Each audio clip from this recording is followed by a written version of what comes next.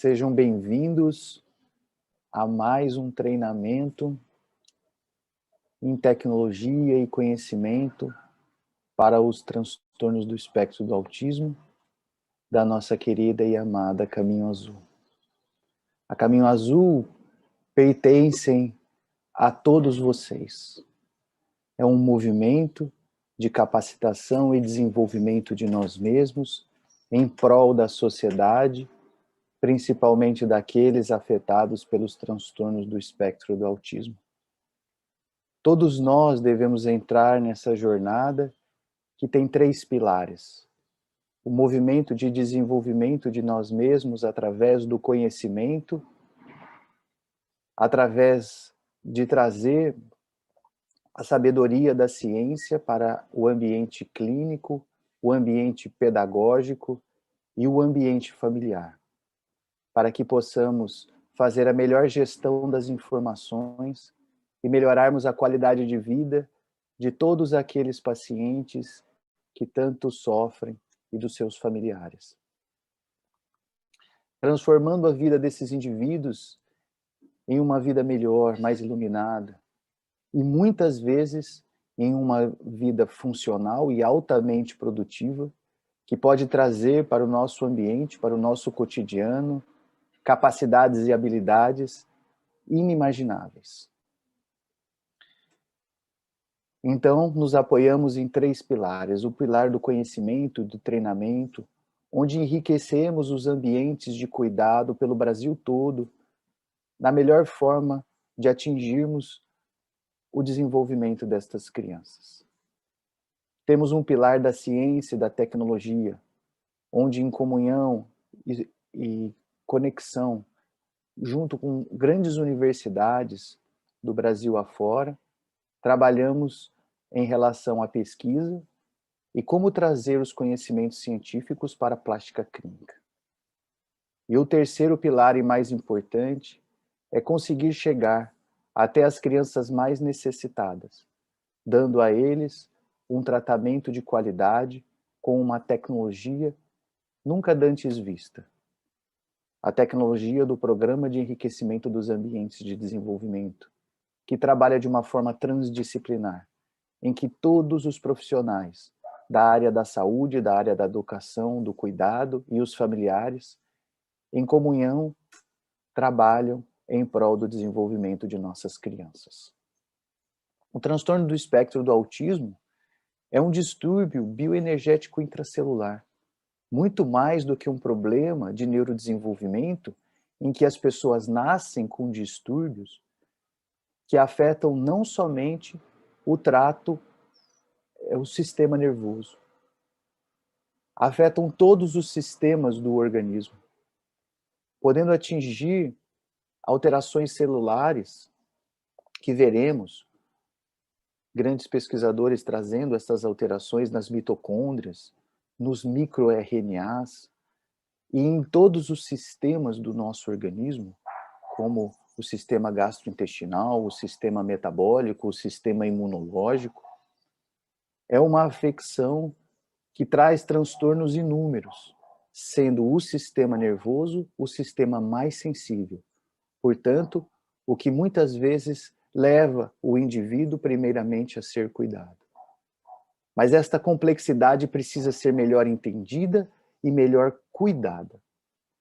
E neste treinamento, o qual vocês farão parte, vocês entenderão não só os sintomas clássicos do autismo, os sintomas neuropsiquiátricos, as alterações de linguagem, da integração da senso-percepção, os problemas relacionados ao cérebro social, aos comportamentos inadequados e às instabilidades. Aprenderemos algo muito mais complexo. Como aquele ambiente indivíduo com autismo, aquele organismo funciona. E as suas diversas, inúmeras minúcias em que cada indivíduo se especializa nas suas dificuldades, tornando o espectro do autismo uma das ciências mais complexas de ser entendida e estudada, pois nunca vamos ver um indivíduo igual ao outro. variando esses indivíduos até deficiências muito complexas e dificuldades inúmeras, até quadros de altíssimas habilidades e de raros problemas. Entender as minúcias deste problema é muito importante para quem vai dar o suporte. E esse movimento transdisciplinar, que envolve médicos, terapeutas, pedagogos, precisa ser muito bem entendido. Neste curso de 4 semanas, vocês vão entrar no meandro de cada especialidade, entendendo não só como cada especialista pensa, mas também como se integrar as especialidades. Como fazer com que esse movimento seja transdisciplinar. Como os médicos podem dar suporte aos terapeutas, como os terapeutas podem dar suporte aos pedagogos e como todos podem dar o suporte às famílias. Hoje, começaremos com uma visão do início da vida de um paciente com autismo e do início dos cuidados. Quando uma família recebe esse movimento diagnóstico e quando a especialidade clínica, os cuidados médicos se tornam extremamente necessários para que esse organismo com autismo, este ambiente esteja pleno para que ele possa ser avaliado pelos pedagogos e terapeutas e daí então cuidado, para que esse indivíduo consiga receber as informações que vamos trazer até eles. Porque quando temos distúrbios metabólicos, distúrbios clínicos, imunológicos, gastrointestinais, esse organismo não está apto a receber a informação e doará informações para a gente distorcidas e inadequadas. O dia de hoje, neste treinamento, é muito importante, pois o olhar clínico de vocês sofrerá uma transformação. Vocês entenderão que uma crise de irritabilidade, muitas vezes, não é um problema comportamental, não é uma birra e não é algo relacionado ao transtorno mental que esta criança está adquirindo. Por isso escolhemos o cuidado clínico como sendo o primeiro entendimento deste treinamento. Começaremos agora com as nossas aulas. E gostaria de trazer um lembrete para todos vocês. A certificação será dada a todos que participarem. Para ganhar a certificação, todos precisam preencher no final do curso, do dia do curso, o formulário de avaliação do curso. Quando vocês preencherem o formulário de avaliação, automaticamente estarão inscritos a receber o certificado. Sejam bem-vindos e bom curso a todos. Bom dia a todos. Começar a nossa aula saindo aí, indo para todo mundo, né? Estamos na Holanda, na Itália, não importa. Nasceu uma criança e essa criança se desenvolve. E esse momento a gente vai falar do desenvolvimento clínico. Toda criança tem, toda criança existe, independente da situação. E a gente vai falar dessa criança que chega no consultório, que está na nossa vida e que tem muitas situações. A gente está aqui no curso de capacitação, temos profissionais da área da saúde, profissionais da área da educação, temos pais, estamos tentando capacitar e o Caminho Azul vai tentar passo a passo ajudar a gente nesse caminho do conhecimento. Então, vamos lá. Quem nunca se sentiu nessa situação, ou quem nunca escutou falar dessa situação, ou quem nunca participou como educador de um relato de uma situação dessa? Esse é o dia a dia. Às vezes não tão caótico, mas cada pontinho desse, né? O estudo, o livro, a bagunça, a birra, o sorriso, o susto, isso tudo é normal. Ser diferente não é um problema. O problema é ser tratado como diferente. E a criança, cada criança é diferente, mas todas passam por um desenvolvimento, todas passam por problemas clínicos, que umas têm mais, outras menos. Sim, é normal. Criança tem otite, criança tem amidalite, com dor de barriga, tem problema de visão, tem resfriado, fura o pé, né? Mexe onde não deve, né? Queima, às vezes, a pontinha do dedo. Isso faz parte da clínica, faz parte do dia a dia da clínica para todos, tanto da clínica médica, quanto da clínica pedagógica, quanto da clínica terapêutica. E aqui a gente vai falar um pouquinho. Mas eu quero falar da criança são todas as crianças. A gente vai escolher uma ou outra. Eu quero que cada um pense em uma criança, independente dela. E a gente vai tratar um pouquinho do que a gente espera, né? Lembra do mundo lá da expectativa? A expectativa, ela existe dentro de uma clínica também. Primeira pergunta. Eu, como pediatra, tenho essa vivência contínua e eu tenho certeza que com qualquer profissão, qualquer situação, todo mundo já ouviu essas queixas. Meu filho não come, meu filho não dorme, não cresce, não engorda, não para quieto, não fala ou não me obedece. Às vezes você está numa situação, meu filho não come, e tem essa criança fofa, cheia de dobrinha.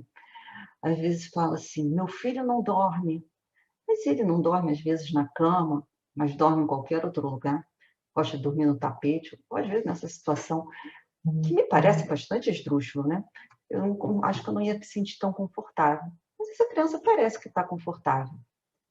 Meu filho não cresce. Aí você olha lá na curva, a criança está com um crescimento super adequado. Cabe ao médico, cabe ao pediatra, cabe a cada um, mas principalmente ao pediatra, ter essa noção, abrir os olhos dessa família e prestar atenção em todas as alterações, ficar atenta à queixa e ficar atenta às alterações. E principalmente, ficar atento ao que é normal. Isso é importante. A gente só descobre o que é normal quando a gente sabe o que é normal. Então, vamos lá um pouquinho falar sobre o que é normal. O desenvolvimento não acontece de forma linear. A gente pode botar várias crianças, por exemplo, com 2 anos. Cada uma vai ser diferente. Todas são normais. O normal é exatamente isso. Não é linear. Uma encaixa um brinquedinho no outro e fica muito feliz. A outra acha isso muito estranho. A outra não tem interesse nenhum por aquele brinquedo. Isso é normal. A gente tem que respeitar esse desenvolvimento não linear. Mas as mudanças nesses períodos, elas vão sendo contínuas, vão sucedendo, superpondo. Esse é o ponto importante no desenvolvimento.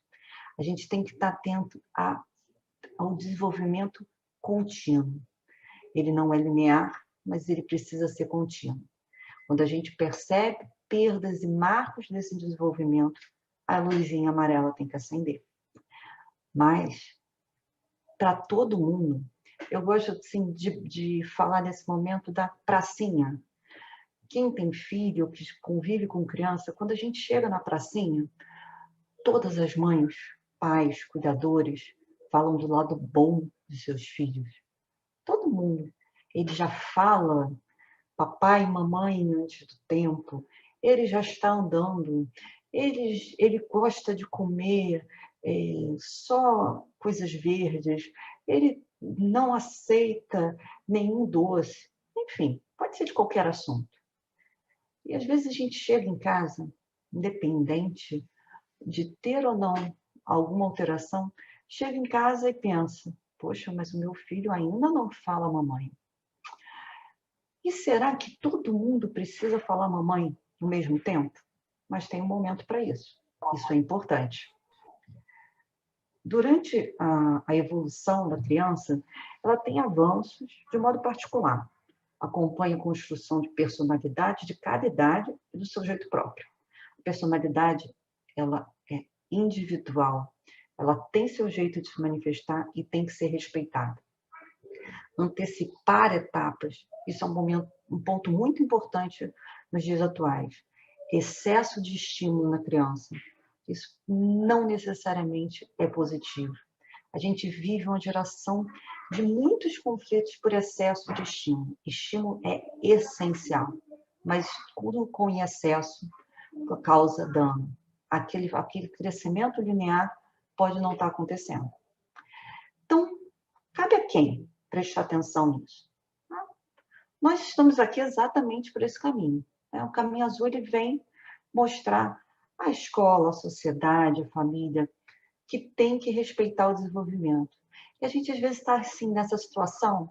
Professores vivem com isso todo o tempo. Aqui representa um pouco a pracinha, aqui representa, às vezes, o quarto, a casa. E cada criança tem o seu momento, o seu desenvolvimento e a sua alegria. A gente está falando aqui de uma turma. Provavelmente não tem diferença maior do que 6 meses entre essas crianças. E o que a gente vê? Crianças brincando de forma diferente, se desenvolvendo de forma diferente, mas a gente tem que ter o olhar atento ao que tem de diferença clínica. Esse ponto é muito importante. Eu vou falar um pouquinho dos marcos de desenvolvimento. O que é normal? Isso eu acho que vai fazer toda a diferença para a gente acender essa luzinha de alerta. Cada ponto, em cada momento, esse marco de desenvolvimento é importante. Esse marco de desenvolvimento ele precisa ter um olhar clínico sobre ele.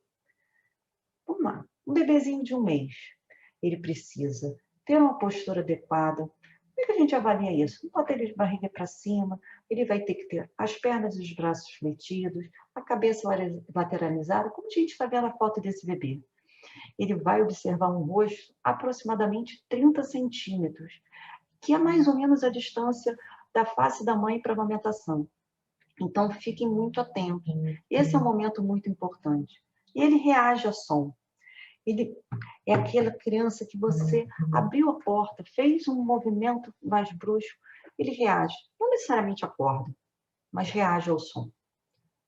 Aí cresceu um pouquinho mais. Chegou nessa fase fofa de 2 a 6 meses. É a hora que tem o sorriso social.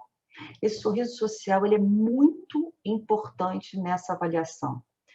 Ele é um marco muito importante. E essa pergunta ela tem que ser de forma clara para a mãe. Ela tem que ser observada de forma clara durante o exame clínico.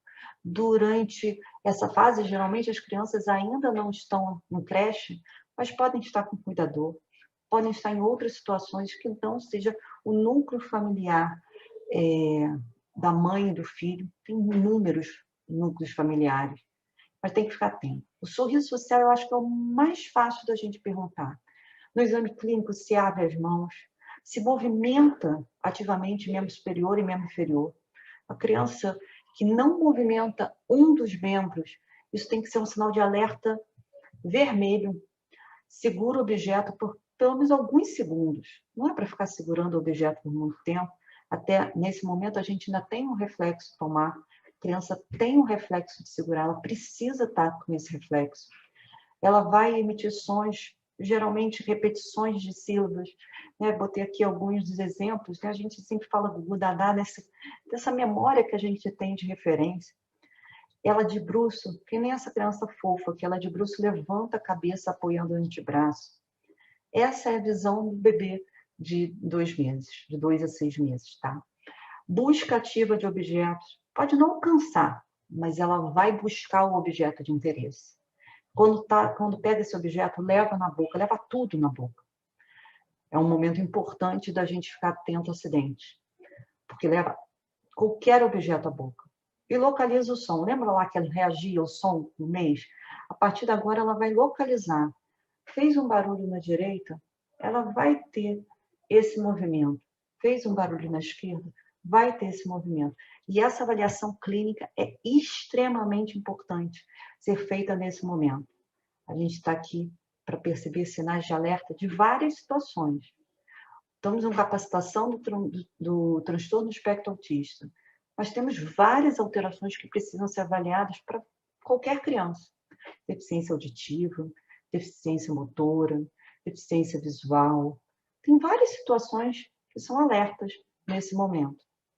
Então, essa ideia da visão clínica, do normal, é importante para a gente pensar no que pode estar alterado.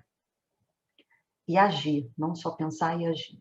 A criança cresceu um pouquinho, ela começa a entender a brincadeira do escondeu, achou. Aquela hora, quando a gente faz aquela brincadeira só de esconder com o rosto, a criança vai tranquilamente sorrir. Ela passa já um objeto de uma mão para outra. Ela já fala alguns, duplica sílabas com algum sentido. Papá, dadá, mamã. Já tem algum sentido. Começa a sentar sem apoio nesse período. Esse período, entre 7 a 2 meses, muitas crianças engatinham. Tem crianças que não passam nesse período, mas vocês vão passar aí no decorrer dessa capacitação por cada etapa dessa. Imita gesto, faz pinça, pega o objeto já com formato de pinça, produz conversação incompreensível. Conversação incompreensível é uma coisa interessante. Você vê que a criança está falando alguma coisa incompreensível, mas existe uma interação. Essa interação é muito importante, é um marco muito importante do desenvolvimento. E essa conversação ela precisa ter retorno. A criança faz uma conversação e o adulto que está próximo, a outra criança, entre elas fazem essa conversação. Isso faz o desenvolvimento. Isso vai acionando toda a sequência de desenvolvimento típico do desenvolvimento normal. E anda com apoio. Aqui a gente tem a situação do aniversário de 1 ano, onde a sociedade cobra que a criança esteja andando. Não precisa estar andando com 12 meses. Entre 10 e 15 meses é a expectativa de uma criança com desenvolvimento normal estar andando sem apoio. Isso precisa ser passado de forma clara para os pais. Precisa ser passado de forma clara entre as mães. Isso gera muita angústia. E a angústia não ajuda no desenvolvimento normal. Mas precisa ter sinais de alerta. Se uma criança com 1 ano ainda não senta sem apoio, é um sinal muito importante. Cresceu um pouco. Aí chegou naquele momento que quer andar por todas as partes. Mostra o que quer. Já pega a caneca, já pega a água, já fala uma palavra. Aí entre 12 e 15 meses a gente já tem essa expectativa. Ela tem que andar, né, com um apoio até 15 meses, andar sem apoio. Ela já consegue pegar garfo, colher. Às vezes, criança fofinha aqui, ela está aqui se entendendo com o macarrão, parece um macarrão e o garfo, mas ela já consegue pegar, já consegue levar o alimento na boca. Isso é importante, mas isso só acontece se a gente deixar a criança fazer isso. Se a gente não deixar a criança pegar o garfo, a colher, ela não vai aprender. Então, desenvolvimento, existem marcos, existe atenção, existe estímulo. Constrói torre de 2 cubos, fala 3 palavras entre 15 e 18 meses, anda para trás também entre 15 e 18 meses, são pontos importantes que a gente tem que ficar atento. A gente tem também, vai crescendo um pouquinho, de 1 ano e meio a 2 anos. Uma coisa que é fácil das mães perceberem, se chuta a bola sem se apoiar em objetos. Independente do gênero da criança, quando você bota a bola, se a criança tem esse prazer de chutar a bola. Eu estou botando assim, existem N marcos. Eu estou botando marcos, escolhi alguns, que ajudam a pensar no dia a dia para pensar o que é normal. Então, vamos lá. Essa criança, ela já fecha alguma peça do vestiário? Isso é uma pergunta fácil para a gente avaliar com os pais. Já bota torre de 3 cubos? Isso a gente pode ter acesso a esses cubos para você ver o desenvolvimento da criança no consultório, na escola. Aponta 2 figuras de um grupo de 5. A gente bota 5 animais, por exemplo, na frente da criança. Cadê a vaca? Cadê a galinha? E ela consegue identificar 2 em 5. Isso parece um detalhe, mas são marcos que a gente vai avaliar. Desenvolvimento motor, desenvolvimento cognitivo, desenvolvimento motor fino, motor amplo, e a gente vai caminhar nessa avaliação de desenvolvimento. Essa é a criança que a gente está olhando. Essa criança que está caminhando com a gente no caminho azul, no caminho de todas as cores. A gente aqui quer mostrar o que é a minha meta aqui para vocês é mostrar o que é normal. Isso vai abrir o sinal de alerta quando a gente estiver numa situação que não é normal. Crescer um pouquinho mais, veste com supervisão, essa fofa aqui olhando, né, para alguém que está orientando ela. Talvez ela tenha sentado num lugar não muito típico para isso, mas olha a felicidade dessa criança. Ela já constrói torres de 6 cubos, já fala frases com 2 palavras. Aqui é 2 palavras com ação. Ela já tem um substantivo e um verbo. A ideia é mais ou menos essa. Ela já demonstra uma ação. Ela quer alguma coisa. Ela joga bola. Ela bebe água. Enfim, uma ação. Pula com ambos os pés. Cada vez mais, né, tem pula-pula em todos os lugares. Aqui é aquela criança que entra no pula-pula. Óbvio que tem situações de risco no pula-pula, mas para a gente lembrar do dia a dia. Ela entra, ela não fica caminhando no pula-pula. Ela começa a entender realmente que é o pular. E esse pular com ambos os pés é um sinal muito importante dessa avaliação do desenvolvimento motor. E a criança está chegando a 3 anos. A criança chegando a 3 anos, ela vai ter esse reconhecimento, vai conseguir arremessar a bola, reconhecer 2 ações, ela está crescendo. A de 3 anos, aqui a gente tem vários pontos. A marcha, o andar de triciclo, o uso, né, de uma mão favorece, saber se é canhoto, se é destro, já veste, já botoa, já faz laço, já conta até 10, já reconhece pelo menos 3 cores, alimenta-se bem sozinho, se você deixar. Brinca de fantasia e uma coisa importantíssima, o medo tipo de infância. É normal ter medo nessa época. De 4 anos, ela já começa a subir e descer a escada, botar a bola para cima, pular em um pé só, vestir, lavar a mão e a face, ensinar as crianças esse hábito, porque ela já tem desenvolvimento motor e cognitivo para essa ação. Com 5 anos, ela já salta, alcança uma bola, copia um triângulo, conhece as cores, veste e despe sem ajuda. A gente precisa estar atento a esse desenvolvimento. A gente tem que estar todo mundo junto. Família, educador, médico. Temos uma equipe toda. O Caminho Azul está aqui para ajudar nessa capacitação. Agora que eu vou falar com vocês, a gente vai continuar nesse processo clínico. É a doutora Mônica Toluá, professora gastroenterologista, que trabalha com a gente aqui, em companhia no Caminho Azul, e vai continuar esse processo clínico com vocês. Muito obrigada pela atenção.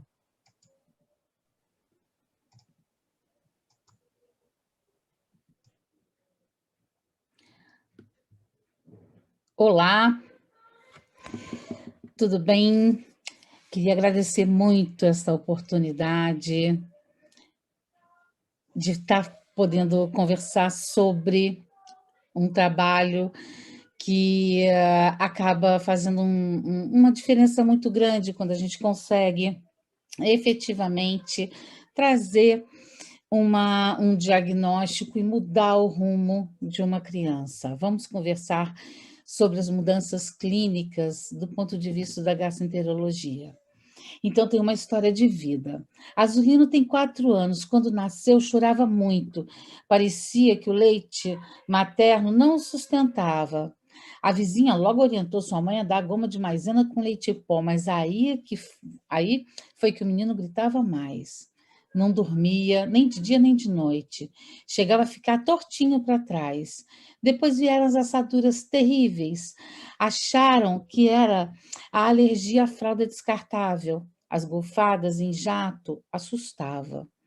O jeito foi fazer aquela sopa batida no liquidificador com beterraba, espinafre, caldo de feijão, mas ele foi deixando de comer e hoje só come arroz e nuggets. Mas de vez em quando, a mãe pega ele devorando uma cebola inteira. Come e tem soluço. Será que é o frio? Azulino não fala, na verdade, às vezes ele grita e bate com a cabeça na parede, quando fica nervoso. Ele começa a rodopiar, ou fica balançando as mãos sem parar, bate no peito, bate na barriga, se morde. Ele brinca com os irmãos de um jeito diferente, ele pega os carrinhos, coloca um do lado do outro. Tinha fixação por etiquetas, era a parte que mais interessava nos bichos de pelúcia. Os pais notaram que Azulino tinha um comportamento diferente dos irmãos. Ele não dorme de noite. Ele cochila umas 2 horas, o sono é agitado, ele ronca muito, ele acorda gritando, ele quer comer à noite, ainda usa fraldas e vive com pano na boca. Agora soubemos que tudo é por conta do TEA. Essa é uma história aonde todas as colocações, todos os acontecimentos do Azulino estão girando em torno de um diagnóstico. E a Azulino pensa assim: o que é isso? Me ajuda, tira isso de mim. Você está entendendo? A Azulino não consegue falar. E como a Azulino não fala, ele arruma uma forma diferente de se manifestar. E o que ele está manifestando? Coisas que estão acontecendo no seu estômago, no seu intestino, no seu cérebro. Azulino, como não consegue falar, porque às vezes é muito bebê, porque às vezes é uma criança que já deveria ter iniciado a fala e não iniciou, ela arruma formas diferentes de manifestar aquilo que ela está sentindo. Então, o que parece só uma mania de criança, uma estereotipia, pode ser a forma da criança dizer que tá acontecendo alguma coisa errada. E que forma, que coisas são essas? É um choro descabido, é um limiar muito baixo para frustração, que qualquer coisa desorganiza a criança, hábitos de comer terra, de comer coisas esquisitas, o pano na boca, a mão que entra dentro da boca o tempo todo, uma evacuação muito difícil, um aspecto de fezes que fica o tempo todo se transformando. Às vezes ela bate na cabeça, às vezes ela usa essa forma de automutilação, às vezes ela se morde, às vezes ela se unha, o pano na boca o tempo todo, uma distensão abdominal, olha, barriga d'água, e aí todo mundo comenta que a criança é barriguda, que ela sempre foi barriguda. Às vezes ela apresenta lesões mesmo, urticariformes, manchas na pele. Às vezes tem uma constipação intestinal, apesar de ele fazer cocô todos os dias. Mas ele faz cocô todos os dias em bolinha. Ele não demora para evacuar. Ele consegue evacuar às vezes de manhã e de tarde. Mas isso não está sendo bastante. E se não está sendo bastante, e se esse menino, essa menina, tem uma quantidade muito grande de fezes acumuladas no intestino, isso vai trazer problema. Porque a gente tem um eixo e tudo que acontece no intestino vai interferir no cérebro, porque o intestino, o tubo digestivo e o cérebro se comunicam, e esse eixo se chama eixo intestino-cérebro.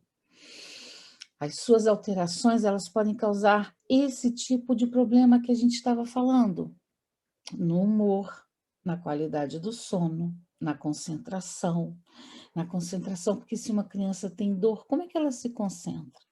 Se ela está desconfortável, como é que ela se concentra? Em atitudes do corpo, que muitas vezes elas são assumidas como defesa. Em atos de autoagressão, que na verdade é uma forma de interromper um pouco aquela dor, a dor física, ela ajuda a diminuir a dor que ela está sentindo, que não consegue controlar, que é interna. A consistência das fezes, aquela grande quantidade de gases. Vamos falar um pouco mais dessas condições, mas para isso eu queria explicar um pouquinho o que é que está acontecendo no intestino da gente, que aqui está representado por essas ondinhas.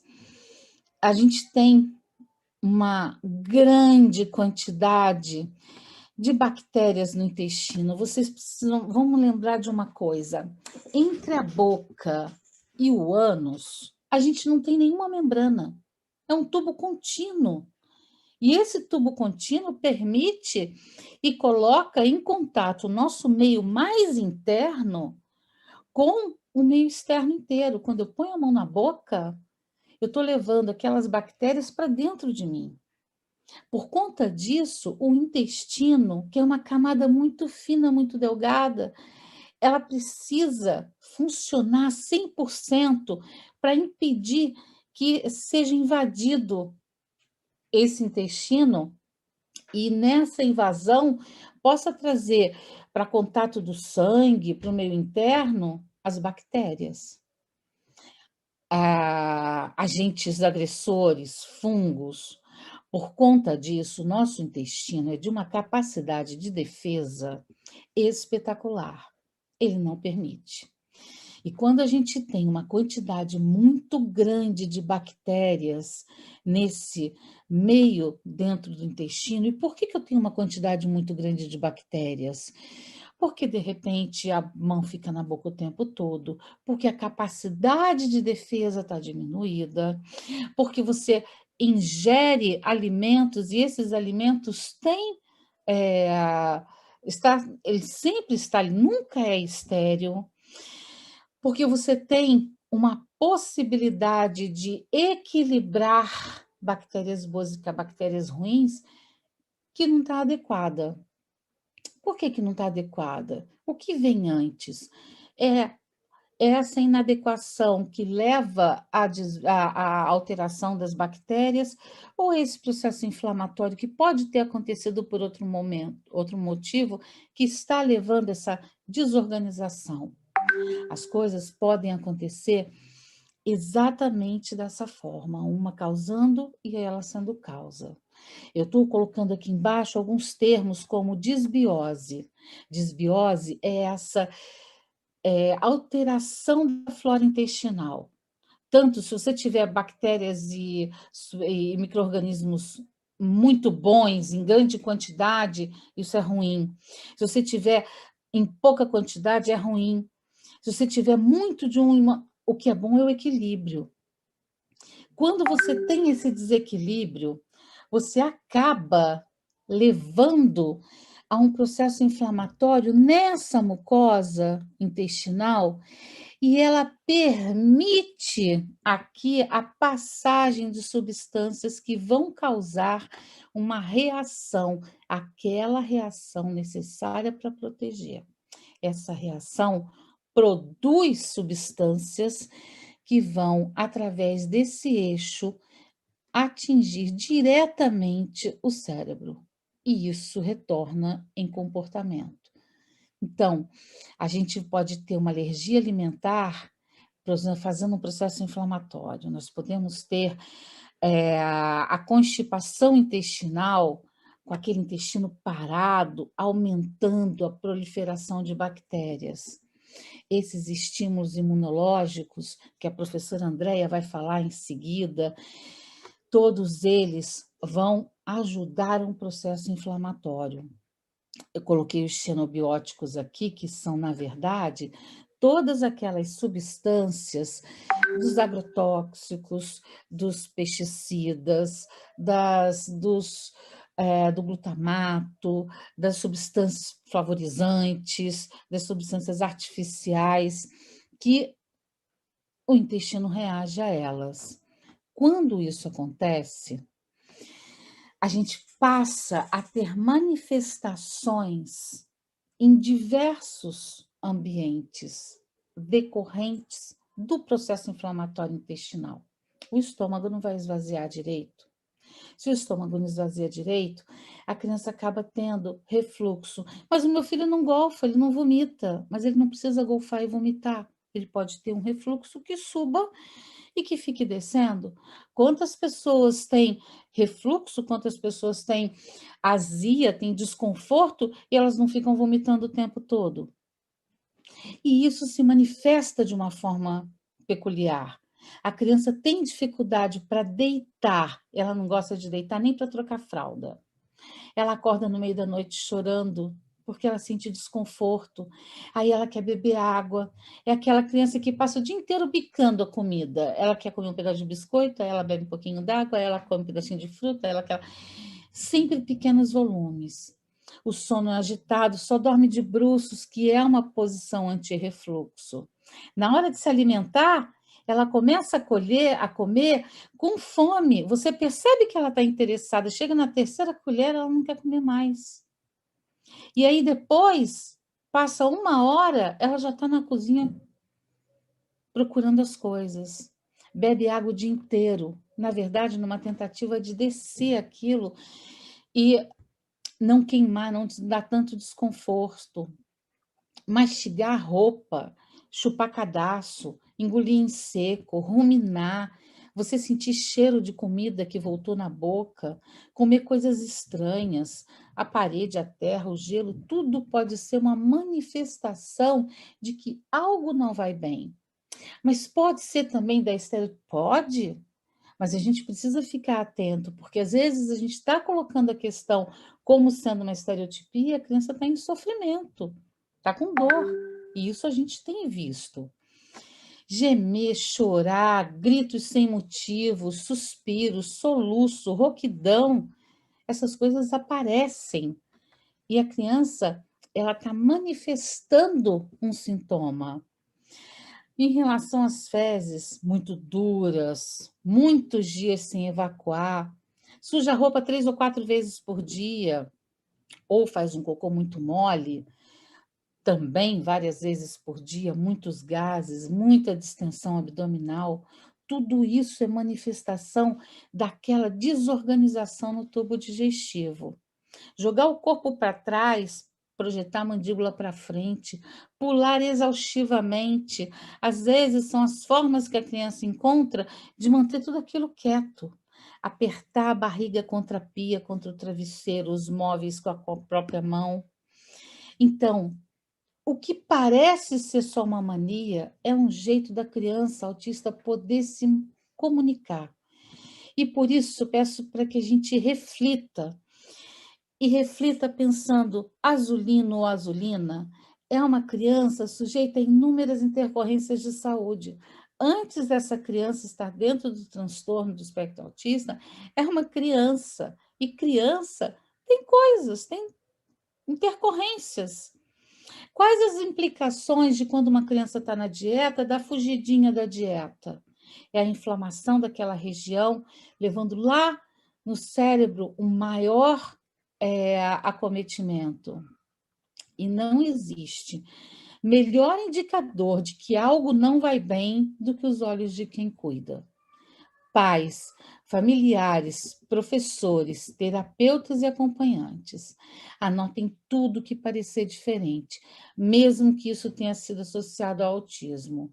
Ouvir quem cuida é a primeira ação de proteção para um diagnóstico bem feito. Queria chamar agora, assim termino a minha apresentação, queria chamar a professora Andréia Ruguenin. Professora Andréia Ruguenin é alergista e imunologista, e trabalhar de mãos dadas com um especialista como ela é a oportunidade que a gente tem de fazer o melhor para os nossos pacientes.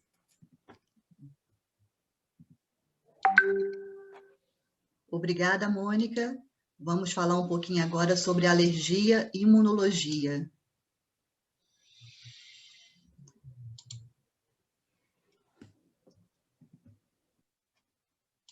Deixa eu só compartilhar aqui.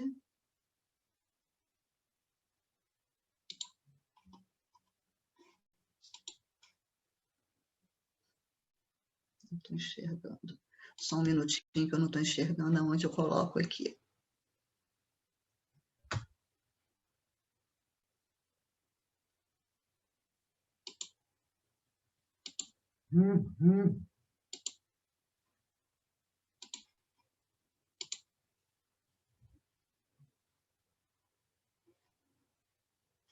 Bom, eu vou deixar a tela desse jeito, eu não estou conseguindo compartilhar a tela inteira, mas não tem problema nenhum. A gente vai apresentando as mudanças clínicas em criança com TEA, com base agora em alergia e imunologia. Eu sou pediatra, sou alergista e imunologista clínica, e queria trazer para vocês um pouco das áreas de atuação do alergista e imunologista, porque quando a gente fala imunologista, a gente já remete logo ao Covid, né? Muito se tem falado sobre imunologistas hoje. Mas o alergista é um médico imunologista com foco em doenças alérgicas, e não somente nas doenças alérgicas clássicas, como rinite, conjuntivite, sinusite, otite, dermatite, mas também vai cuidar daquelas crianças respiradoras orais, ou com infecções de repetição, ou com infecções graves, para pensar numa imunodeficiência. E também temos outras doenças como alergia alimentar, reações a medicamentos, etc. Mas eu queria focar numa palavrinha-chave chamada inflamação. Inflamação,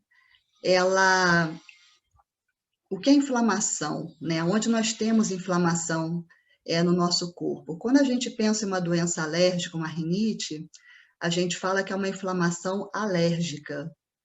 Quando a gente fala numa infecção, por exemplo, uma otite, uma sinusite, a gente já tem um agente infeccioso.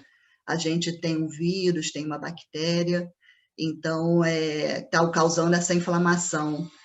Mas se a gente tiver um agente mecânico, por exemplo, uma unha que está encravada, também é um processo inflamatório, né? No nosso corpo a gente vai sentir aquela dor, aquele rubor, aquele edema, aquilo vai incomodar a gente o dia inteiro.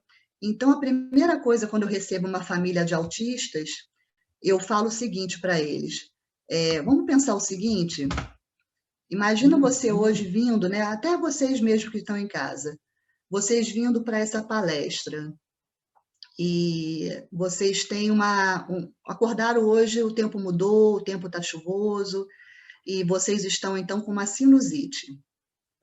Né? O que é sinusite? O nariz está entupido, o rosto está doendo, está com dor de cabeça, você não dormiu direito, você de repente teve uma tosse à noite. Aí eu pergunto a essa família quando chega no consultório, isso é um processo inflamatório.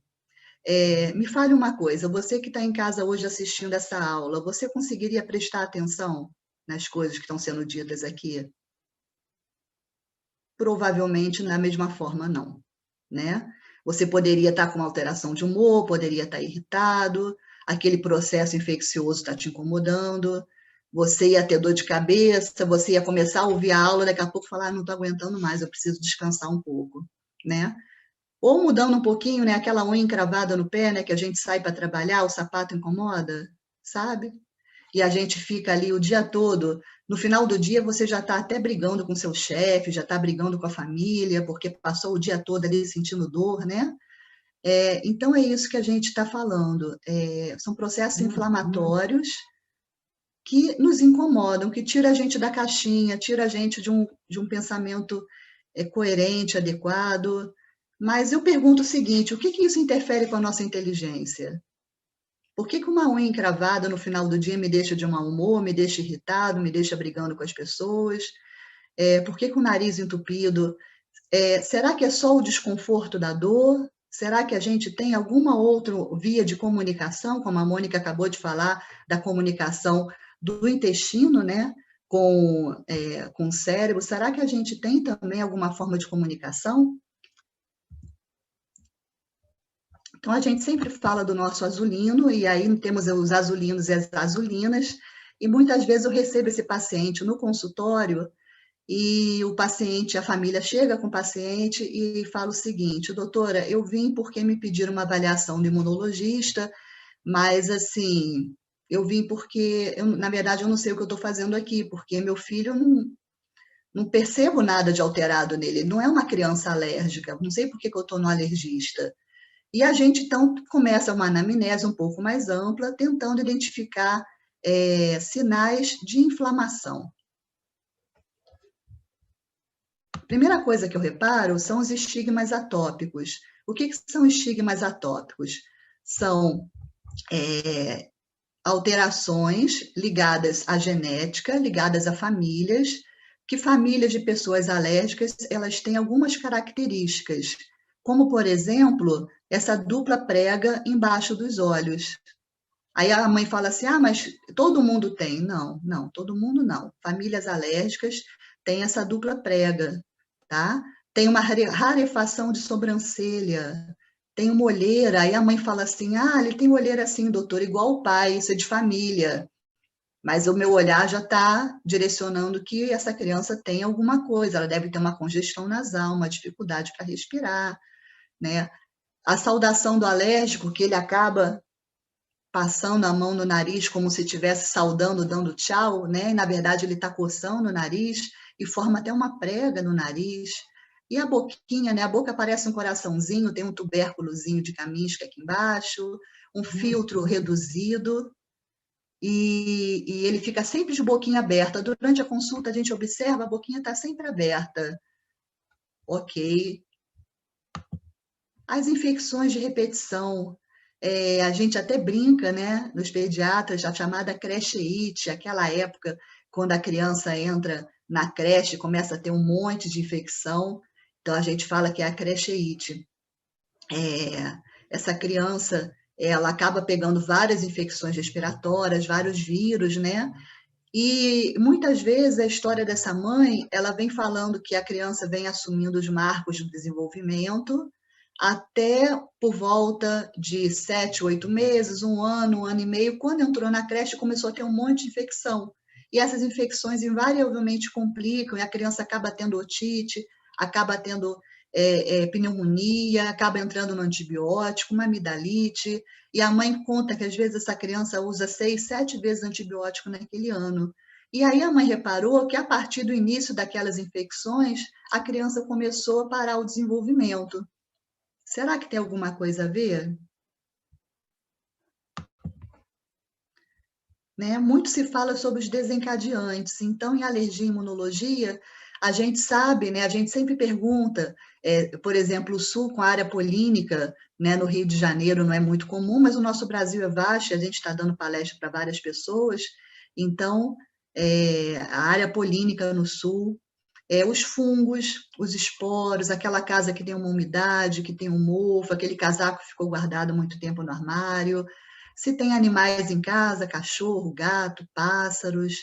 Alguns são alérgicos à barata, também temos que lembrar disso. Os ácaros, essa figura aqui pouco conhecida, na verdade, é o ácaro, o famigerado ácaro, que dá tanta alergia, presente na poeira doméstica. E também os alérgenos alimentares. Então, tudo isso vai fazer parte da nossa anamnese, a gente está tentando buscar um foco de inflamação nessa criança. Quando a criança tem uma doença alérgica clássica, fica mais fácil o diagnóstico. Por quê? Porque essa criança, ela acaba... Deixa eu conseguir compartilhar agora. Essa criança, ela acaba tendo uma asma, e aí ela tem dispneia, e aí ela tem falta de ar. Então, isso fica fácil da gente fazer esse diagnóstico. Mas, às vezes, a criança ela tem uma obstrução nasal. E é igual o pai, e dorme de boca aberta, e ronca de noite, e isso passa muito desapercebido para a família, porque, afinal, é igual a família, né? E aí, o médico que está atendendo essa criança precisa começar a prestar atenção em alguns sinais, porque, no meio de uma família com uma criança autista, vamos combinar? Essa criança já passou, né? Todos os dias ela acorda cedo, ela tem uma série de terapias, ela tem tratamentos, ela colhe exame, ela vai para a escola. A vida dessa família é tão agitada que aquele narizinho que está entupido um pouquinho, aquela criança que ronca de noite, ou aquele nariz que vive com coriza, é normal, né? Vai passar. Essa criança vai fazer 6, 7 anos, vai passar. Então, muitas vezes aquilo ali fica desapercebido, fica de lado. Mas será que isso atrapalha o indivíduo? Será que isso traz consequências? Então, a gente precisa colher para além da história, observar os sinais. E o que a gente encontra na prática é esse menininho aqui cansado, uma carinha de cansado, parece que ele está exausto, o ombro caído, projetado para frente, a cabecinha para frente, e a gente começa a observar que o olhar é caído, que ele tem olheiras profundas, que ele tem uma base do nariz muito alongada, um nariz muito fino, comprido, um filtro entre o nariz e a boca curto, um lábio invertido, o lábiozinho superior fica para fora, uma boquinha sempre aberta, tem olheiras. Vou começar a prestar atenção nisso, ver se meus pacientes têm isso por acaso. Será que isso é importante? O que a gente vê é que isso acaba interferindo, inclusive, na coluna, tá? Então, esse paciente, quando ele tem o seu narizinho entupido, uma obstrução nasal, ele acaba projetando a sua cabeça para frente para que ele consiga respirar melhor. E essa coluna fica completamente desalinhada. Observe que é uma criança em crescimento. Será que isso vai gerar consequência? Será que isso gera dor? Será que no futuro isso pode gerar consequência para essa criança? E o crescimento do crânio, da face, né? O que acontece? Ele acaba ficando muito alongado, um crescimento muito alongado, e ele acaba não crescendo na horizontal. Então, cada vez mais essa criança vai tendo uma alteração do crânio e da face. Se a gente passar para essa imagem aqui do lado, a gente consegue perceber na imagem de baixo o crescimento facial normal e como fica diferente o crescimento facial de um respirador oral, tá? A própria estrutura ortodôntica da face, a fisionomia da pessoa, tudo se altera. Só que isso aqui vai sedimentar num adulto com essas proporções. E a gente está jogando um respirador oral infantil num adulto que vai ser aquele adulto que ronca, aquele adulto que respira à noite, que faz apneia, aquele adulto que vai precisar eventualmente até de um CPAP, porque faz apneia à noite, né? Embaixo a gente vê um desenho de uma figura de uma criança, como a face fica diferente, o micrognatismo que a gente fala, que é o queixo para trás. Então, também alterações ortodônticas, daqui a pouco vem a fala da Roberta, e a gente vê, olha, uma mordida aberta, né? O famoso dentuço dessa criança acaba ficando com essa arcada, porque ele está sempre com a boquinha aberta, e a língua não consegue fazer um tratamento na horizontal. A língua não consegue encostar nesses dentes laterais e fazer, então, um crescimento na horizontal. E essa criança fica com a arcada bem estreita e ela acaba desenvolvendo um palato, que é o céu da nossa boca, bem profundo por conta disso, porque o crescimento é só nessa direção, não tem esse crescimento por conta da boca aberta. E isso daí pode também gerar consequências futuras, né? Além disso, antes de eu falar desse último slide, o que a gente também tem que notar nessas crianças é que essa boquinha aberta continuamente, ela vai ter dificuldade na fala. Então, isso daqui vai gerar uma hipotonia, vai gerar uma diminuição da musculatura da face, porque está sendo pouco utilizada, isso gera uma hipotonia, e a criança vai ter dificuldade tanto na mastigação, quanto na formação dos fonemas. Então, isso vai atrapalhar, inclusive, a fala da criança, fora que muitas crianças, por conta dessa hipotonia, elas salivam muito, e ficam crianças velhas com babador, com muita saliva, porque não conseguem deglutir essa saliva que está sendo produzida. Outras manifestações, aí um pouco mais óbvias, seriam as reações alérgicas cutâneas, urticárias, dermatites, e também eu botei esse aquário para a gente lembrar da asma. Existe um trabalho antigo que coloca crianças asmáticas fazendo desenhos, e elas se desenhavam dentro de aquários. Tamanha a sensação de falta de ar que elas tinham. Elas botavam a cabecinha delas dentro de um aquário. Então, para a gente lembrar que tudo isso é processo inflamatório, tudo isso vai interferir, sim, no nosso humor, no nosso dia a dia, no nosso desenvolvimento. Imagina uma criança irritada, assim como disse a Mônica na palestra anterior, como ela chega na escola cansada, respirou mal à noite. Como é que ela no dia seguinte vai render nas terapias? Então, a gente precisa ter esse olhar global sobre a criança, de cuidado. Essa última imagem eu trouxe para vocês verem a alteração. Isso eu só estou falando do respirador, eu baseei minha palestra hoje no respirador oral, fora todas aquelas manifestações de alergia e imunologia do primeiro slide. Mas essa criança, como isso pode, ao longo do tempo, gerar, olha, alterações de coluna, tá? Essa criança acaba desenvolvendo, então, uma cifose, uma lordose, um abdômen flácido, tá? Uma protusão aqui dos ombros para frente, ele fica com o ombro mais lateralizado, mais anteriorizado, uma projeção da cabeça para frente, até uma hiperextensão de joelhos, os pés planos, como isso pode mexer de uma forma global nesse indivíduo e causando, inclusive, deformidades físicas que vão ficar para o resto da vida, além de alterações funcionais. Então, a gente geralmente faz a anamnese formal dessas crianças, mas a gente pergunta coisas que fazem a gente ter um pouco mais de informação. Né? Seu filho ronca à noite, ele dorme de boca aberta, para eu saber se ele é um respirador oral. Se ele for um bebê chorão, irritado, isso a Mônica já falou bastante, será que ele tinha um refluxo? Será que era alergia alimentar? Ele dorme bem à noite ou ele de repente acorda gritando aos berros? Tem infecções de repetição, isso me chama atenção, de repente, para uma imunodeficiência, um quadro alérgico. Se tem lesões de pele, muitas vezes essas crianças não coçam, elas batem sobre a pele. Então, você pergunta, mãe, coça? Ela fala, não, não coça nada. Aí você está vendo a criança bater no local. É porque ela não sabe coçar, né? Ou então ela fala assim, não, ele é muito carinhoso, e coloca a criança no colo e faz carinho na criança. Isso nada mais é do que o prurido, a mãe está coçando essa criança. E a questão da recusa, seletividade alimentar, constipação, diarreia, que também faz parte, em conjunto, né, com a gastro, alergia e imunologia. Então, para nossa reflexão, será que todos os comportamentos eles podem ser atribuídos ao TEA? Será que não é bom a gente pensar que essas crianças também têm, como todas as crianças, atribuições clínicas que precisam ser investigadas? Será que esses processos inflamatórios, eles, além do humor que eu já falei anteriormente, será que eles têm influência no desenvolvimento, no neurodesenvolvimento, na aquisição de habilidades, nas regressões? São perguntas que a gente ainda se faz, muito tem sido escrito a respeito disso.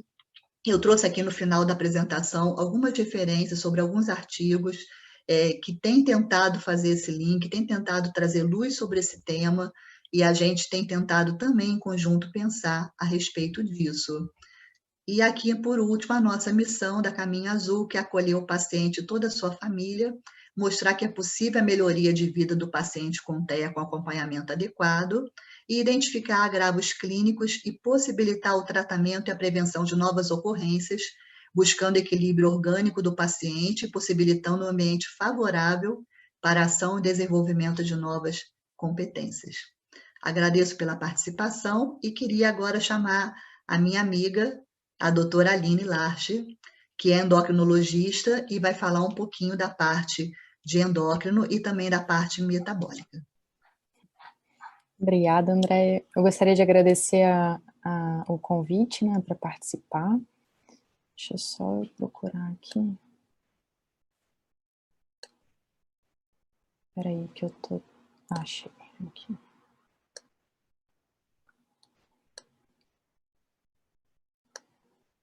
Então, eu vou falar um pouquinho sobre as alterações metabólicas, né, endocrinológicas no TEA, né? Então, conversando primeiramente sobre as disfunções mitocondriais, né?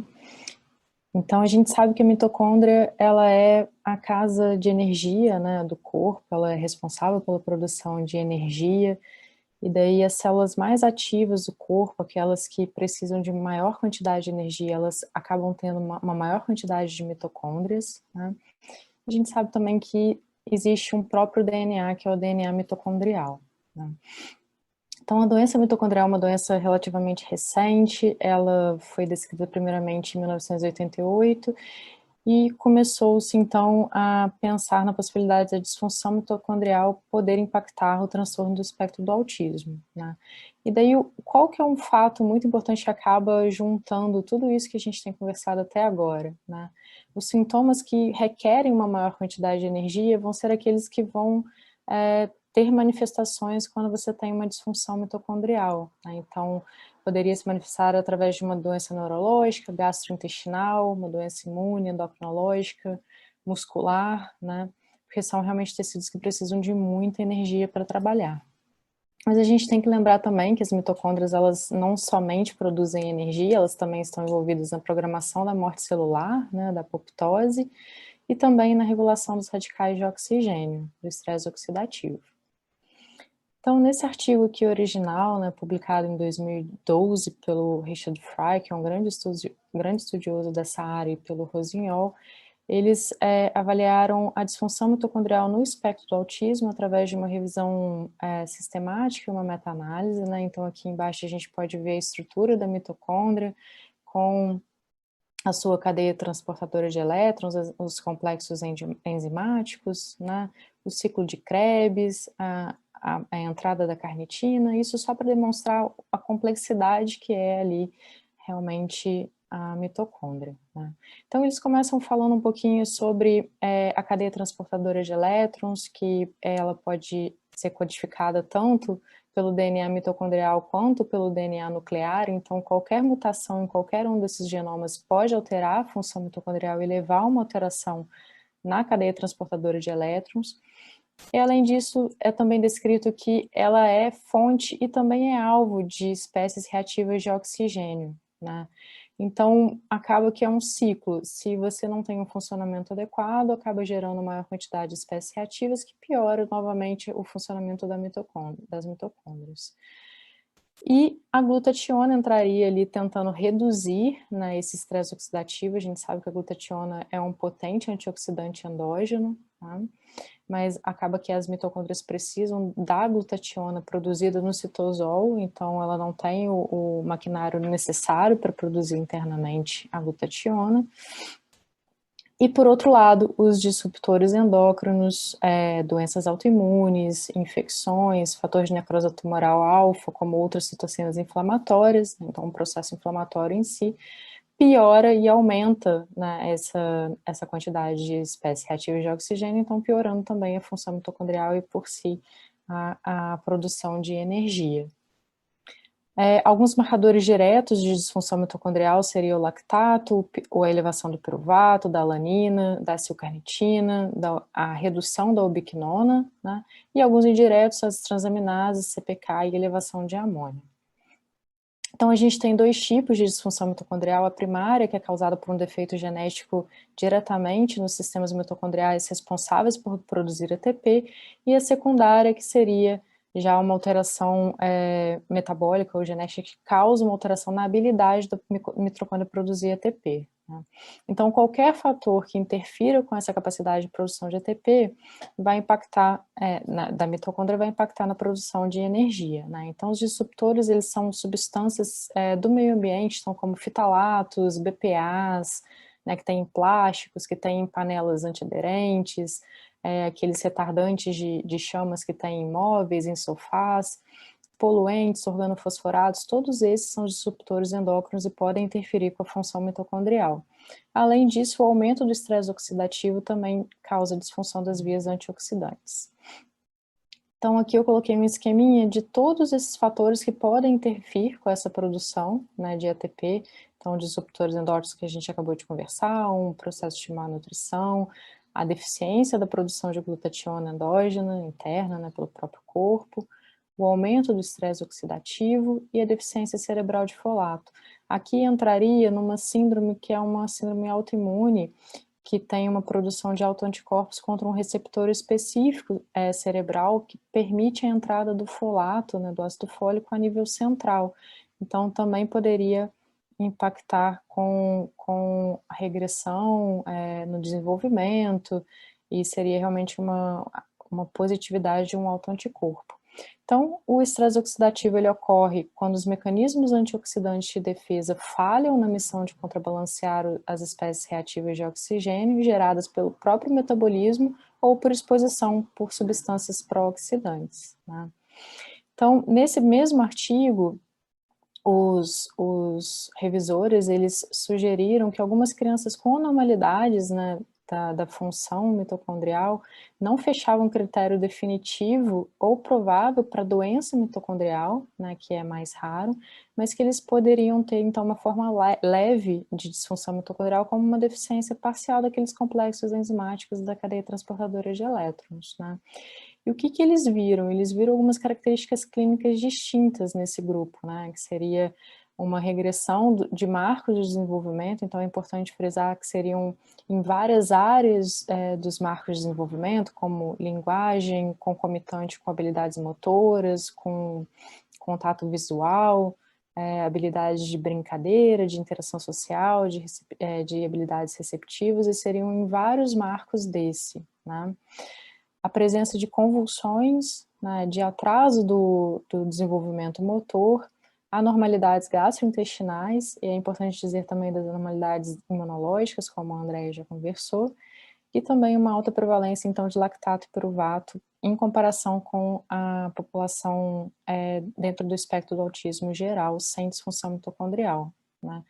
Nesse outro trabalho aqui, outros autores identificaram a atividade mitocondrial, né, trabalharam em relação à atividade mitocondrial, e eles puderam, então, dosar a respiração basal, a quantidade de ATP que seria perdido pelo estresse oxidativo, que é esse proton leak, a quantidade total de ATP produzido, a capacidade máxima de respiração e uma parte que é muito importante, que seria essa capacidade de reserva, que seria a capacidade máxima menos esse ATP produzido em total, né? E é justamente essa capacidade de reserva que estaria reduzida no transtorno do espectro do autismo, né? E ela é justamente um indicador de saúde da mitocôndria. Então, no transtorno do espectro do autismo, a mitocôndria ela acaba sendo mais sensível a todos esses processos inflamatórios, de estresse oxidativo, de estresse fisiológico que a gente vem conversando até agora. E daí, como que isso poderia se manifestar, então? Então, ali, uma criança que tem uma maior dificuldade de se alimentar, tem uma seletividade alimentar, mas não só essas, tá? Que poderia ficar exposta a um jejum mais prolongado, e daí ela poderia se manifestar, por exemplo, com um cansaço, uma exaustão mais extrema, né? Ou então aquela criança que sai para ir numa consulta médica e sai muito da rotina e quebra aquele padrão de rotina diário, o que gera um estresse físico, um estresse psicológico, né? Que também poderia levar a uma exaustão física, mental, ao longo do dia, né?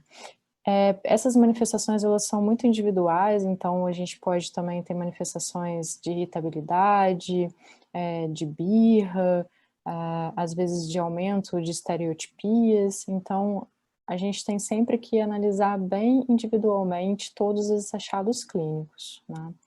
E a gente tem que lembrar também de todas as alterações endocrinológicas que a gente tem que acompanhar no desenvolvimento da criança, então todas as curvas de crescimento, de altura, de peso, todos aqueles marcos que a doutora Mônica já conversou com vocês, também tem que ser acompanhados para a gente avaliar se tem alguma doença endocrinológica por trás de algum achado alterado. Então aqui eu paro para refletir um pouquinho que eu coloco a lâmpada como se fosse realmente um sinal de energia, né? Então é super importante a gente avaliar também essa questão nas crianças com autismo, porque tem uma prevalência maior, né, de disfunção mitocondrial, e sempre lembrar que é um trabalho em conjunto e multidisciplinar, né? Então, continuando nessa mesma filosofia, eu vou chamar agora a doutora Roberta Túlio, né, odontologista. Ela vai fazer uma apresentação gravada e muito obrigada pela atenção.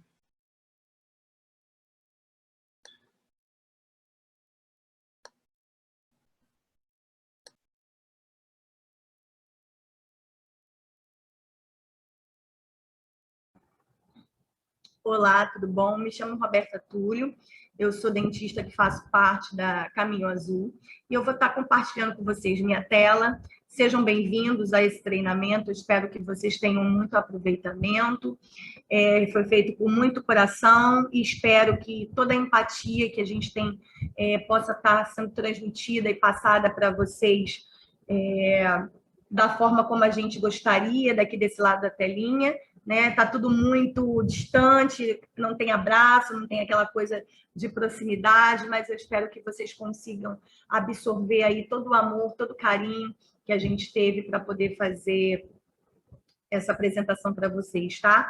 Eu vou estar falando um pouquinho sobre o autismo e odontologia e eu espero que vocês consigam detectar, juntamente com a apresentação dos slides, alguns tópicos que qualquer profissional, seja da área da odontologia ou não, seja da área da saúde, seja da área da medicina, com essas orientações vai ser fácil de detectar e encaminhar para que o profissional da odontologia consiga dar andamento no tratamento. Aí eu coloquei a nossa introdução do Azulino, que é um nomezinho de um personagem que a gente criou para caracterizar todos os pacientes, todos os indivíduos com TEA, porque não tem diferenciação de cor, não tem diferenciação de cabelo, não tem diferenciação de altura.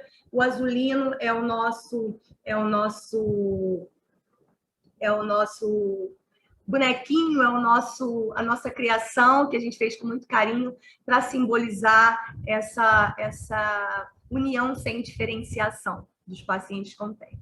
Então, vamos lá. Mesmo não sendo dentista, como é que eu posso observar para encaminhar o meu paciente corretamente? Então, eu vou passar para vocês agora o que vocês podem notar e coisas muito importantes que vão facilitar o nosso tratamento. Bem, a presença do freio lingual é muito fácil da gente notar, né? Se esse paciente tem esse tecidinho aí embaixo da língua, que é essa situação é chamada de anquiloglossia, que é a presença do freio lingual, da famosa língua presa.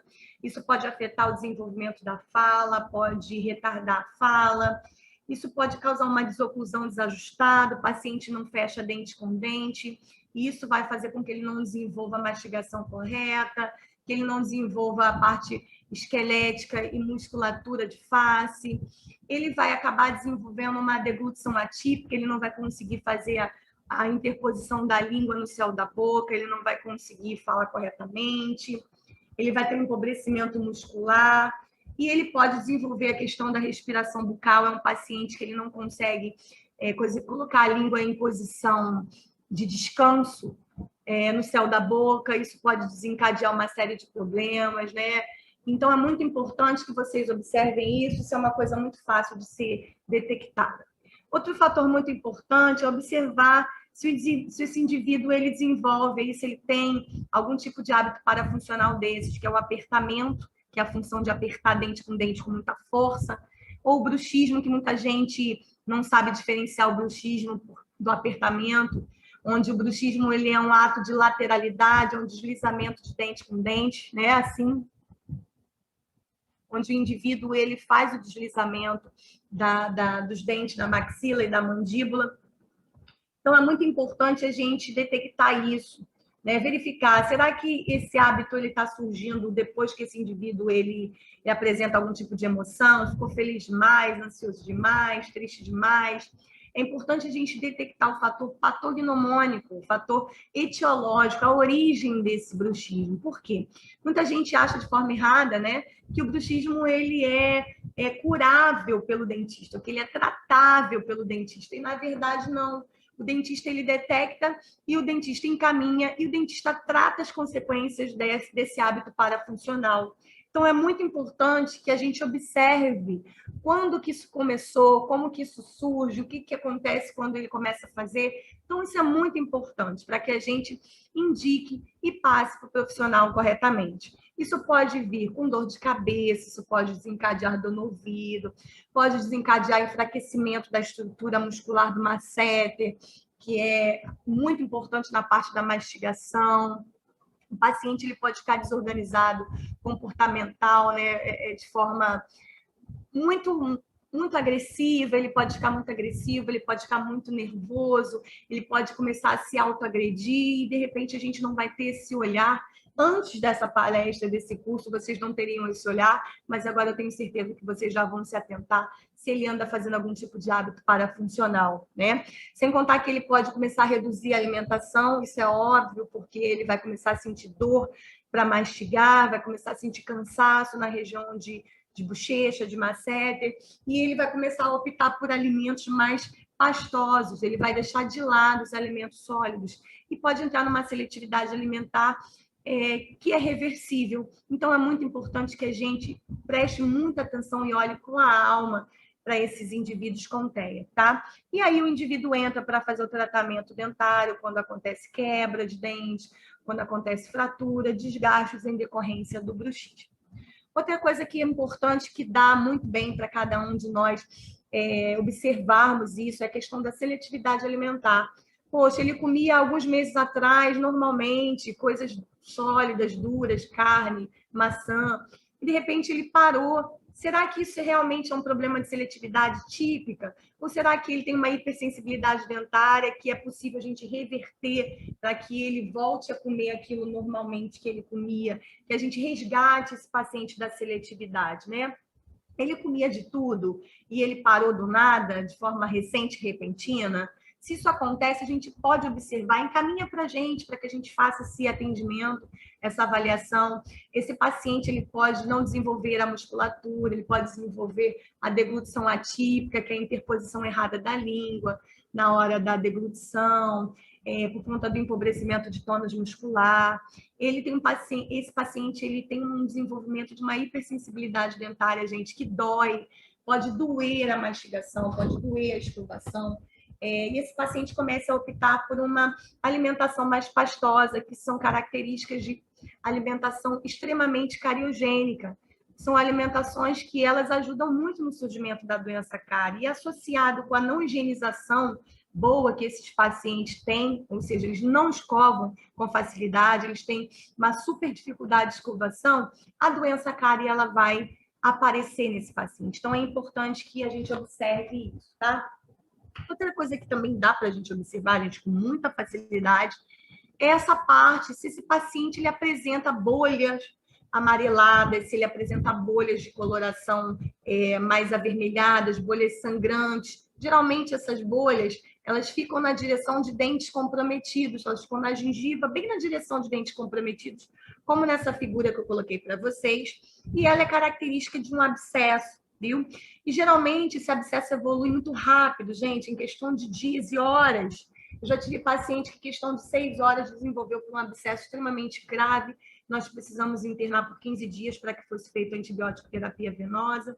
Então, se você notou que o paciente está começando um inchaço na região de face, com sinais típicos de infecção, de inflamação, rubor, calor, é importante que você encaminhe, é importante que não seja feita a prescrição, mesmo sendo um médico, às vezes a prescrição só de amoxicilina não é suficiente, porque o organismo daquele paciente já se adaptou. Então, é importante que a gente faça o encaminhamento para que o cirurgião dentista especializado ele faça essa prescrição, assim, muito rápido, a não ser, claro, que seja uma coisa imediata e esse paciente não tem acesso ao cirurgião dentista. Então, a gente sempre faz a indicação dessa prescrição emergencial, nem que a gente depois adeque isso. Então, é muito importante observar, porque isso é uma infecção odontogênica. Isso pode afetar assim, a formação dos dentes permanentes, que estão se formando ainda. Isso pode causar problemas assim, muito graves, gente. Além da dor, pode ser disseminada essa infecção para a corrente sanguínea. Essa infecção ela pode parar no coração, pode virar assim, endocardite bacteriana. Essa infecção ela pode migrar, ela pode virar uma infecção generalizada, pode virar uma sepse. Esse paciente pode vir a óbito. É raro acontecer, é raro, mas acontece. Então, a gente tem que trabalhar com o improvável, tá? Então, isso a gente pode detectar no primeiro sinal de abscesso, encaminha urgente, porque em questão de horas isso pode evoluir para uma internação e até o óbito, tá? Uma outra coisa importante que a gente consegue observar é essa parte dos dentinhos que é bem visível, né? No sorriso da criança, seja na escola, seja na clínica, a gente consegue observar quando a criança apresenta os dentinhos comprometidos, se essa criança tem manchas brancas, se ela tem buraquinhos nos dentes, se ela tem destruição desses dentes, né? Aí embaixo vocês conseguem observar mancha branca, cavidades de médio tamanho, coroa totalmente destruída, que são os caquinhos de dente. Esse paciente, ele higieniza depois que ele usa as medicações, que são muitas, e tem muito açúcar? Ele faz a higienização? Esse paciente higieniza depois das mamadas? Ele usa creme dental com flúor, sem flúor? Gente, isso é uma coisa muito importante também, por favor.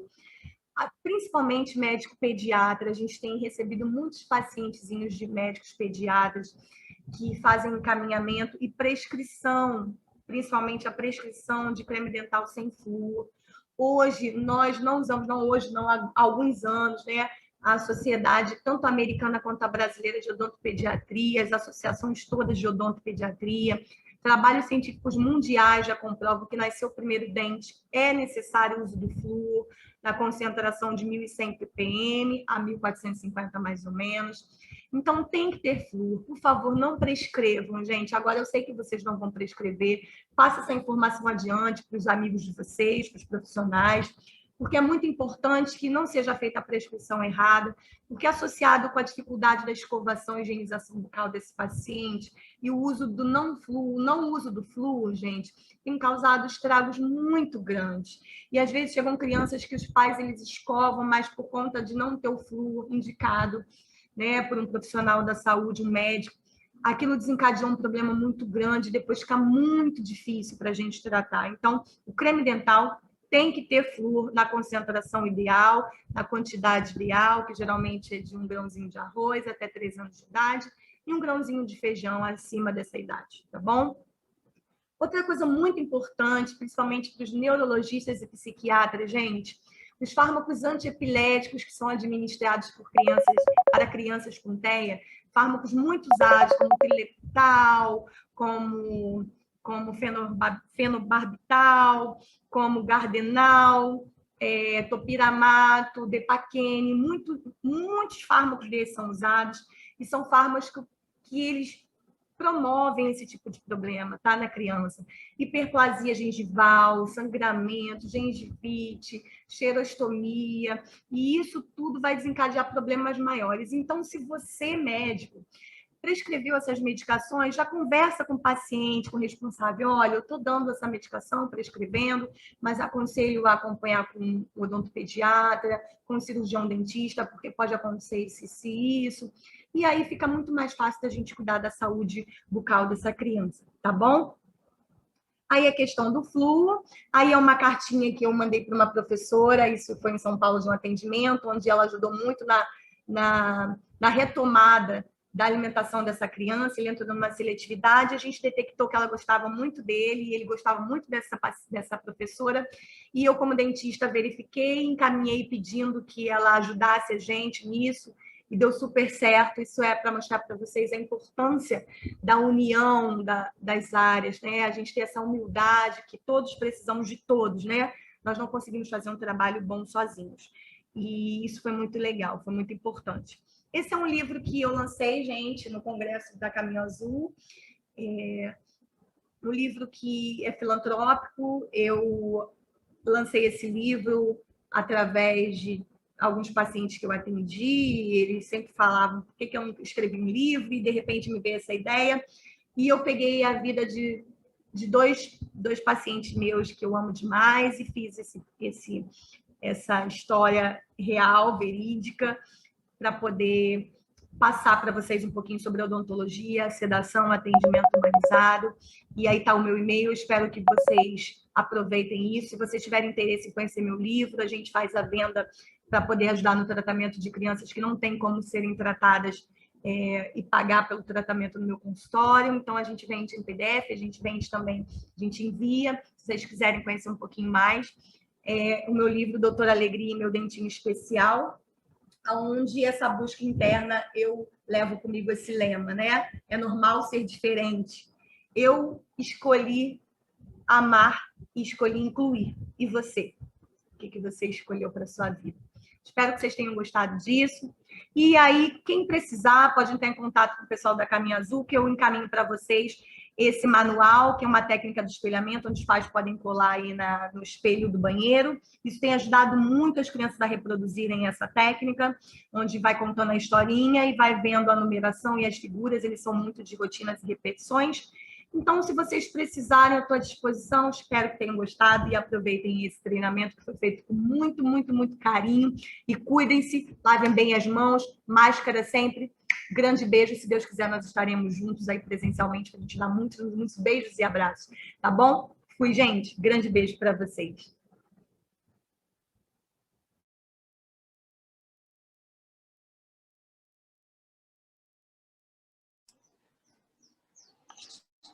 Muito bem, muito bem.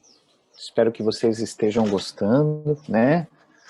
Eu mesmo me surpreendi muito com essas aulas, apesar de eu saber já da capacidade dos nossos treinadores, dos nossos doutores e professores.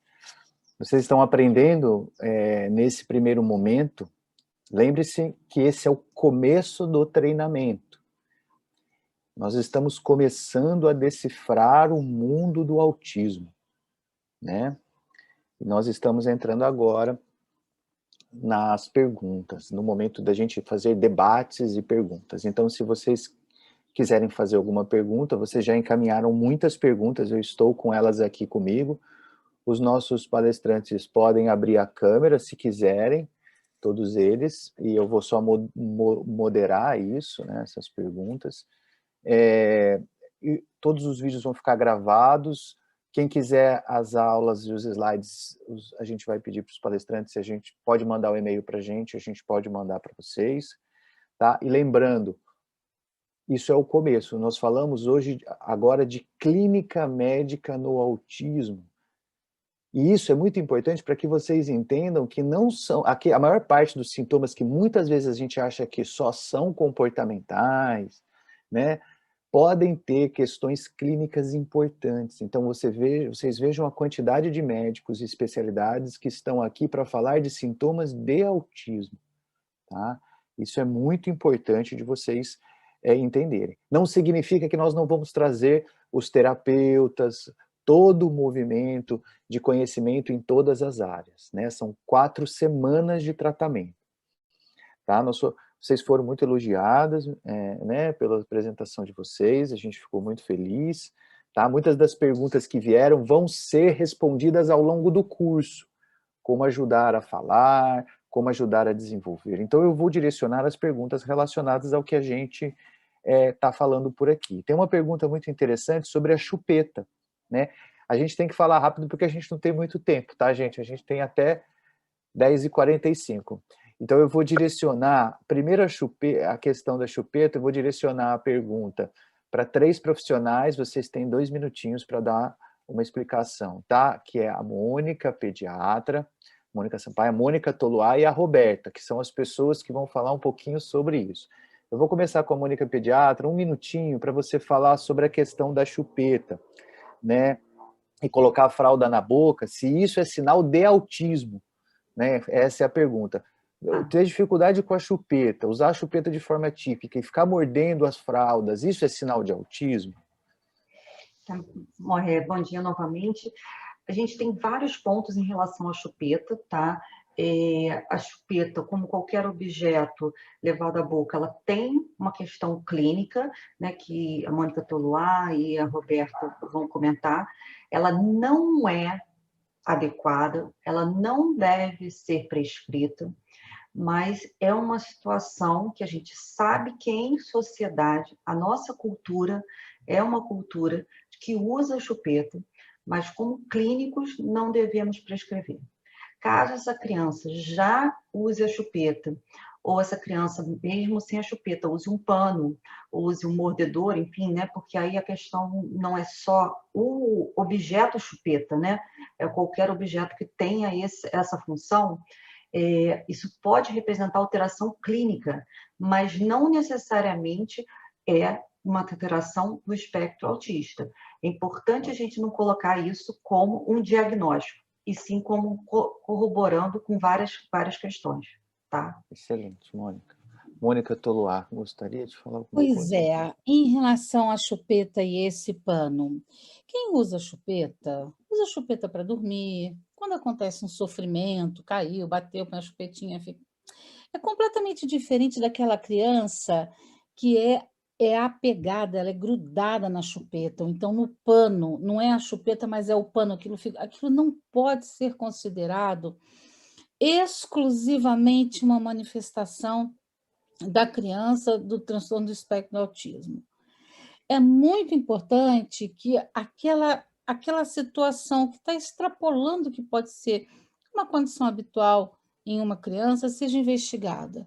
Muitas vezes, esse pano na boca, a chupeta, de uma forma obsessiva o tempo todo, é a manifestação de uma doença do refluxo, onde o fato dela estar com a chupeta na boca, ela está deglutindo a saliva, que é mais alcalina, e acaba dando um conforto para a criança.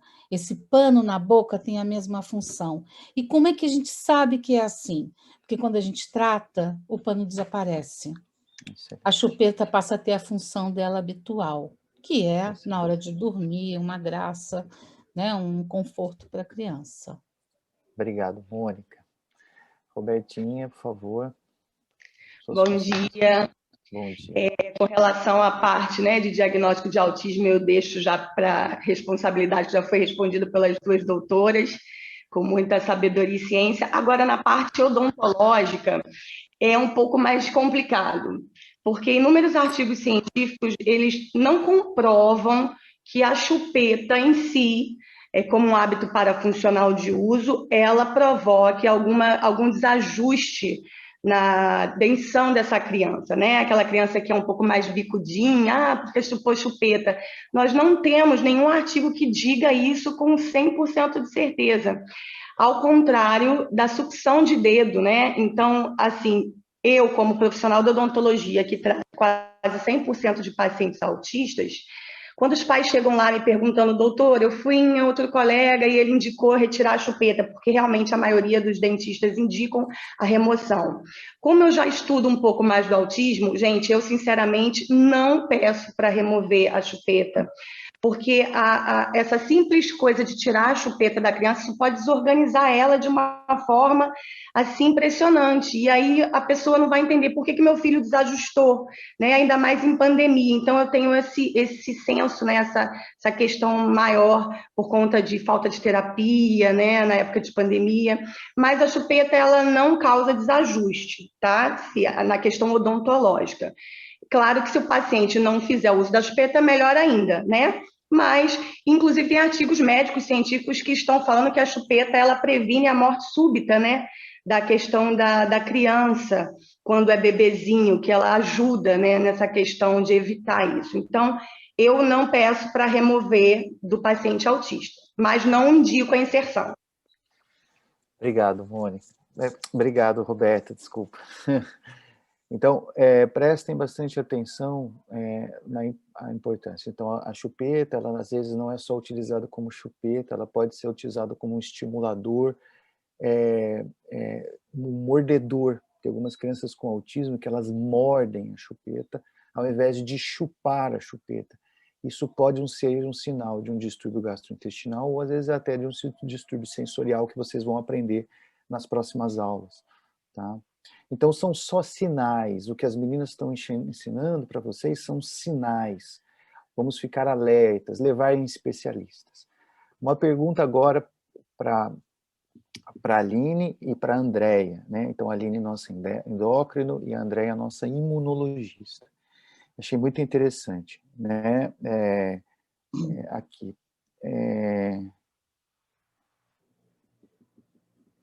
A prevalência de alergia respiratória é mais comum nos indivíduos com TEA, né? Considerando os conhecimentos atuais e os problemas inflamatórios de nível celular.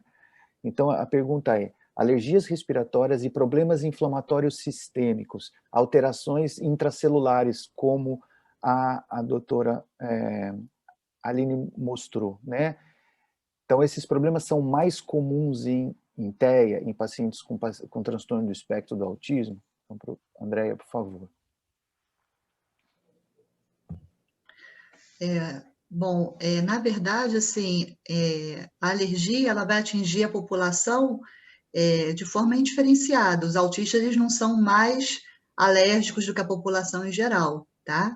A prevalência é a mesma, a gente identifica famílias com alergia, né? É uma questão genética, então a gente vê que a mãe tem rinite, o pai tem asma, o irmão tem dermatite atópica, aquela criança é o respirador oral, então, mas não há uma prevalência maior de alergia em famílias de autistas, não. É o que a gente vê na prática, assim como não autistas, que o quadro alérgico pode, dependendo da resiliência do indivíduo, isso varia de pessoa para pessoa, pode sim trazer mais transtornos do que só alergia, né? Eu tenho o pai de um paciente que ele fala que quando o nariz, esse é o pai relatando, quando o nariz dele está entupido, ele não consegue nem trabalhar. Então, se isso acontece com uma pessoa adulta, né, dita neurotípica, a gente fica imaginando o que pode acontecer no paciente autista. Mas em termos de prevalência, não, são atingidos da mesma forma. Excelente. Aline, por favor. Então, Caio, na verdade o que eu tentei mostrar é que quando você tem a presença dessas disfunções mitocondriais que tem uma prevalência razoável, né, nas crianças com autismo, a gente pode ter a presença de vários sintomas de sistemas diferentes, né? Então, a gente pode ter a presença concomitante de alterações imunológicas, gastrointestinais, neurológicas, endocrinológicas. Então, é algo para chamar a atenção, não necessariamente que tem uma prevalência maior do que a população em geral. Excelente, excelente. Vamos lá. Para a Roberta, rapidinho, né? Aqui, ó. Desculpa, antes da Roberta. A prevalência de alergia alimentar e não, desculpa. Já que a gente está com a Aline. A disfunção mitocondrial tem intervenção? Tem alguma intervenção? Tem evolução clínica? As mudanças positivas nessa questão metabólica, como é que eu enxergo? Que tipo de intervenção pode ser feita e como é que eu enxergo que o paciente está melhorando disso? Então, assim, eu não tive muito tempo, né, para mostrar essa parte já do tratamento. A gente já tem alguns artigos, né, que mostram a suplementação com polivitamínicos, com ácido folínico, com metil B12, com N-acetilcisteína, que atuariam justamente para tentar minimizar essa disfunção mitocondrial, dando maior potência antioxidante através do N-acetilcisteína, né, que é um precursor da glutationa, agindo ali no metabolismo do folato, às vezes, porque tem também uma presença de alterações nas crianças com autismo que a gente pode observar. Então, a gente acaba fazendo sempre uma avaliação clínica minuciosa, né, antes de iniciar o tratamento e após um período de uso contínuo e regular, essas alterações que eram mais prevalentes, a gente observa para ver se elas minimizaram. Acaba sendo também uma ajuda muito grande dos pais e dos cuidadores, né, porque eles que vão estar ali no dia a dia observando minuciosamente tudo que tem acontecido com as crianças. Excelente. Doutora Mônica Toluá, como diferenciar uma criança que está com alteração de sensibilidade de vias gastrointestinais, né, alterações sensoperceptivas? Eu vou trazer essa pergunta para a doutora Roberta também, né? Qual a diferença que a gente tem dos sintomas gastrointestinais e das alterações sensoperceptivas? Qual a diferença que a gente tem das alterações odontológicas das alterações sensoperceptivas? Como é que eu diferencio um pouco isso?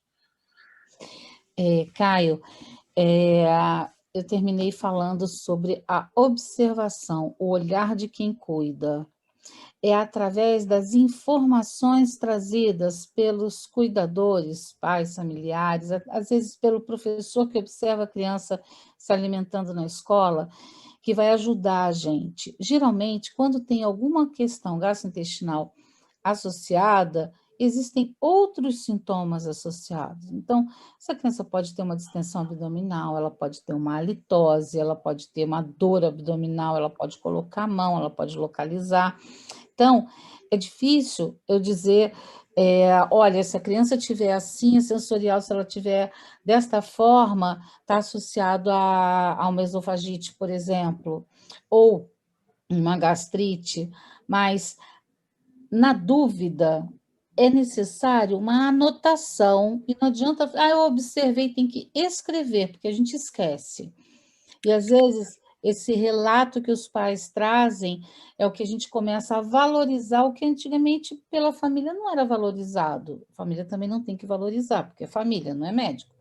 Então, uma distensão abdominal, a aftose de repetição, a cialorreia, que a Roberta sempre fala muito, dessa criança que tem uma oclusão dentária diferenciada, a produzir muita saliva, uma criança que já não era mais para babar e fica babando, e alterna, né?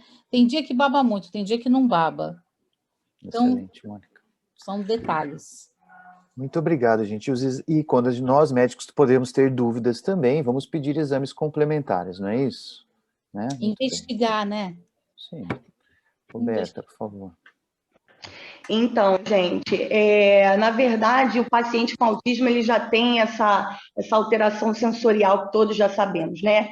E uma das partes sensoriais que são mais afetadas é o paladar e essa sensibilidade aí bucal. Então, é como a doutora Mônica falou, é muito importante anotar e o olhar de verdade, né? O olhar para aquela pessoa, olhar e enxergar o que está acontecendo. Porque já é muito difícil a gente identificar e diferenciar, viu? Porque essa criança com autismo, geralmente, ela explora objetos com a boca, né? Ela coloca tudo na boca. E até que ponto isso é em decorrência de algum problema gastro, até que ponto isso é em decorrência de algum problema odontológico, até que ponto isso já faz parte dessa criança com autismo, né? Do autismo.